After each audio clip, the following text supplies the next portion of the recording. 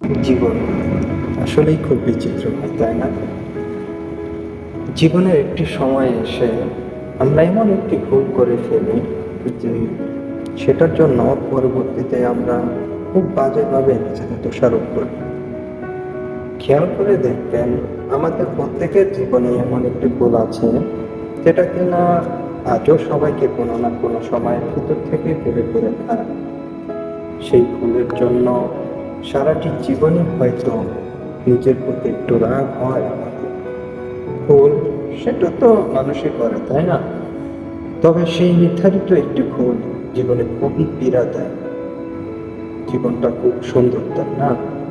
হয়তো আসলে সুন্দর, কিন্তু আমরা কি জীবনের সেই সুন্দরতার স্বাদ এখনো পেয়েছি?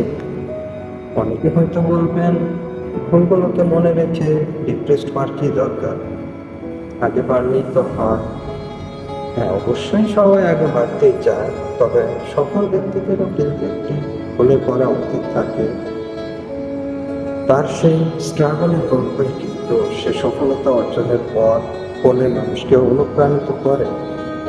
তবে কিছু কিছু সময় সফল ব্যক্তিটাও কিন্তু উদাসীন হয়ে থাকে, এবং এটার কারণও বা হয়তো তার জীবনে কোনো একটা ভুলের কথা মনে করে। যাই হোক, ভুল তো হবেই, ভুল নিয়ে হয়তো এগোতেও হবে।